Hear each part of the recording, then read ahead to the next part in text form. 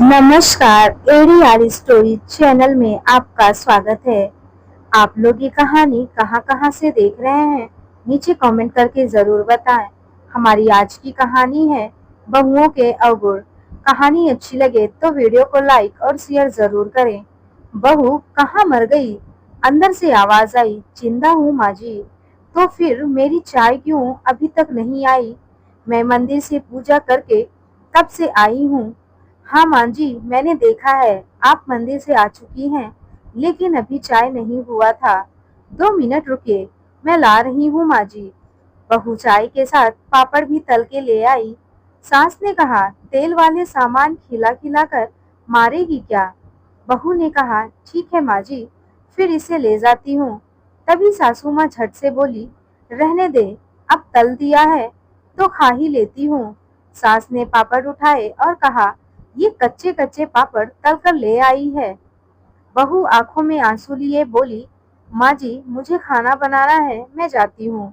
बहू दरवाजे के पास छिपकर खड़ी हो गई। सास बहू के जाते ही पापड़ पर टूट पड़ी और पूरी पापड़ खत्म कर दी। बहू मुस्कुराई और अपने काम पर लग गई। दोपहर के खाने का वक्त हुआ। सास ने फिर आवाज लगाई, कुछ खाने को मिलेगा? बहू ने आवाज नहीं दी। सास फिर से चिल्लाई, भूखे पेट मारोगी क्या? बहू आई और सामने खिचड़ी रख दी। सास गुस्से में घूरते हुए बोली, ये क्या है बहू? मुझे ये मरीजों वाला खाना नहीं खाना है, इसे यहाँ से ले जाओ।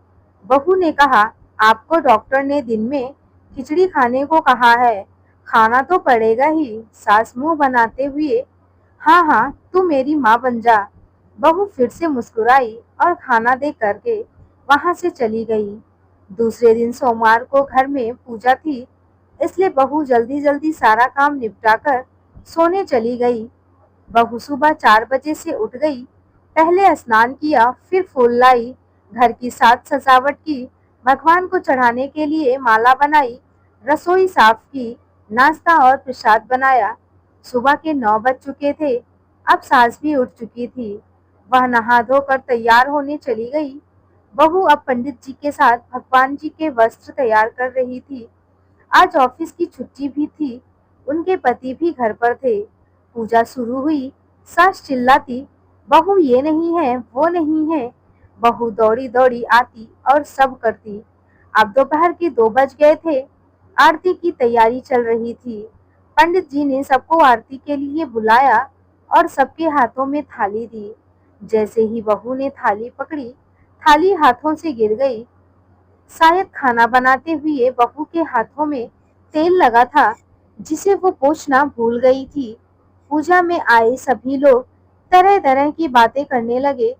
कैसी बहू है तुम्हारी, कुछ भी नहीं आता इसे, एक काम भी ठीक से नहीं कर सकती तुम्हारी बहू, न जाने कहां से उठा लाए, एक आरती की थाली भी संभाल नहीं सकती। उसके पति भी गुस्सा हो गए, पर सास चुप रही, कुछ नहीं कहा, बस यही बोल के छोड़ दिया, धीरे धीरे सीख रही है, एक दिन सब सीख जाएगी। अब सबको खाना परोसा जाने लगा। बहू दौड़ दौड़ के खाना देती, फिर सबके लिए पानी लाती। करीब 70 से 80 लोग हो गए थे। इधर 2 नौकर और वहां बहू अकेली। फिर भी बहू सारा काम बहुत ही अच्छे तरीके से कर रही थी। अब उसकी सास और कुछ आस पड़ोस के लोग खाने पर बैठे। बहू ने खाना परोसना शुरू किया। सबको खाना दे दिया गया। जैसे ही पहला निवाला सास ने खाया, तुमने नमक ठीक नहीं डाला क्या बहू? एक काम ठीक से नहीं करती, पता नहीं मेरे बाद कैसे ये घर संभालेगी तू। आस पड़ोस वालों को तो जानते ही हो ना साहब, वो बस बहाना ही ढूंढते हैं, कुछ न कुछ नुक्स निकालने का। फिर से वो सब शुरू हो गए, ऐसा खाना है, ऐसी बहू है, ये वो वगैरह वगैरह। दिन का खाना हो चुका था। अब बहू बर्तन साफ करने नौकरों के साथ लग गई। रात में जगराता का कार्यक्रम रखा गया था। बहू ने भी एक दो गीत गाने के लिए स्टेज पर चढ़ी। सास जोर से चिल्लाई, मेरी नाक मत कटा देना, गाना नहीं आता तो मत गा, वापस आ जा। बहू मुस्कुराई और गाने लगी। सबने उसके गाने की बहुत ही तारीफ की, पर सास मुंह फुलाते हुए बोली, इससे अच्छा तो मैं गाती थी अपने जवानी के दिनों में। तुझे तो कुछ भी नहीं आता। बहू मुस्कुराई और वहां से चली गई। अब रात का खाना खिलाया जा रहा था। उसके पति के ऑफिस के दोस्त साइड में ही ड्रिंक करने लगे। उसका पति चिल्लाता, थोड़ा बर्फ लाओ, तो सास चिल्लाती, यहाँ दाल नहीं है, फिर चिल्लाता, कोल्ड ड्रिंक नहीं है, पापड़ ले आओ। इधर उधर आखिरी में उसके पति की शराब गिर पड़ी। उसके एक दोस्त के पैर पर बोतल टूट गई। पति गुस्से में दोझा पर अपनी पत्नी को लगाते हुए कहता है, जाहिल गवार कहीं की, कोई काम देखकर नहीं कर सकती, तुझे इतना भी काम नहीं आता। सारे लोग देखने लगे। उसकी पत्नी रोते हुए कमरे की तरफ दौड़ी। फिर उसके दोस्तों ने कहा, क्या यार, तेरी बीबी ने तो पूरा मूड ही खराब कर दिया। इससे अच्छा यहाँ नहीं बुलाया होता, हम कहीं और ही पार्टी कर लेते। कैसी अनपढ़ गंवार बीबी ला रखी है तूने। उसे तो मेहमानों की इज्जत और काम करना तक नहीं आता। तुमने तो हमारी गजब बेइज्जती कर दी। अब आस पड़ोस की औरतों को तो और बहाना मिल गया था। वो कहने लगी, देखो क्या कर दिया तुम्हारी बहू ने, किसी काम की नहीं है। मैं तो कहती हूँ कि तुम अपने बेटे की दूसरी शादी करा दो, एक पढ़ी लिखी और संस्कारी लड़की से, जो बाहर का और घर का काम अच्छे से संभाल सके। छुटकारा ले लो तुम दोनों माँ बेटे इस गंवार और जाहिल औरत से।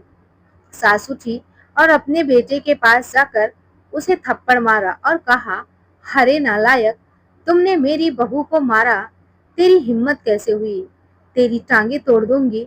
उसके बेटे के दोस्त कुछ कहने ही वाले थे कि उसकी माँ ने घूरते हुए कहा, चुप, बिल्कुल चुप, यहाँ दारू पीने आए हो, जबकि पता है आज पूजा है और तुम्हें पार्टी करनी है। कैसे संस्कार दिए हैं तुम्हारे माता पिता ने।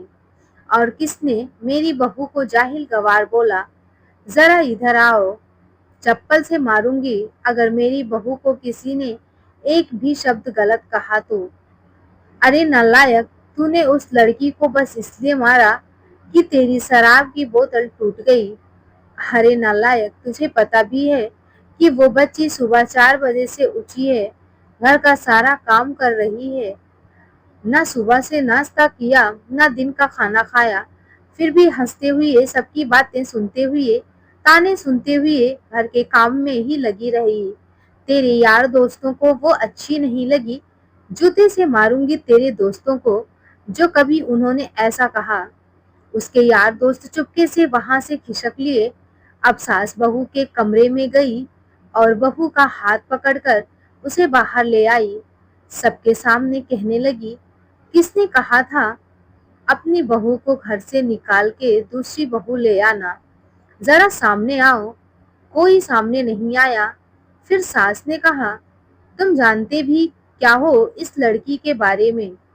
ये मेरी माँ भी है और मेरी बेटी भी है। माँ इसलिए है क्योंकि जब भी मैं कोई गलत काम करती हूँ तो या मुझे डांटती भी है, और बेटी इसलिए कि कभी कभी मेरी दिल की भावनाएं खुद ही समझ जाती है। मेरी दिन रात सेवा करती है। मेरे 1000 ताने सुनाने पर एक शब्द भी न गलत नहीं कहती, ना ही सामने ना ही पीठ पीछे। और तुम कहते हो दूसरी बहू ले आऊं। याद है ना छुटकी की दादी अपनी बहू की करतूत। सास ने गुस्से में पड़ोस की महिला को कहा, अभी पिछले हफ्ते ही तुम्हें भूखे छोड़कर तुम्हारे अपने ही बेटे बहू घूमने चले गए थे। मेरी इसी बहू ने 7 दिनों तक तुम्हारे घर पर खाना पानी दिया था, यहाँ तक कि तुम्हारे पैर दबाने भी जाती थी, और तुम इसे जाहिल गवार बोलती हो। जाहिल तो तुम सब हो जो कोयले और हीरे में फर्क नहीं जानते। अगर आइंदा मेरी बहू के बारे में किसी ने एक लफ्ज भी कुछ गलत बोला तो मुझसे बुरा कोई नहीं होगा, क्योंकि ये मेरी बहू नहीं, मेरी बेटी है। ये मेरा मान सम्मान और इज्जत सब कुछ है। बहू सिसकियां लेते हुए फिर से अपने कमरों में चली गई। सास ने एक प्लेट उठाई और भोजन परोसकर बहू के कमरे में खुद ले गई। सास को भोजन लाते देखा तो बहू ने कहा, अरे माँ जी, आप क्या कर रही हो, मैं खुद ले लेती। सास ने प्यार से ताना मारते हुए कहा, डर मत, इसमें जहर नहीं है, मार नहीं डालूंगी तुझे। तुझे नई सास चाहिए होगी, पर मुझे अभी भी तू ही मेरे घर की बहू चाहिए। बहू ने अपनी सास को रोते हुए गले से लगा लिया। सास भी रो दी। पहली बार उन्होंने कहा, चल खाना खा ले। फिर मजाक करते हुए कहा, फिर मेरे पैर दबाने चले आना, और ये ख्याल मन में मत लाना कि सास पैर बोलती है, किसी दिन मैं इसका गला दबा दूंगी। क्योंकि कभी मैं भी ये सोचती थी। दोनों खूब हंसने लगती हैं। दोस्तों, कुछ रिश्ते बहुत मीठे होते हैं, बस बातें कड़वी होती हैं।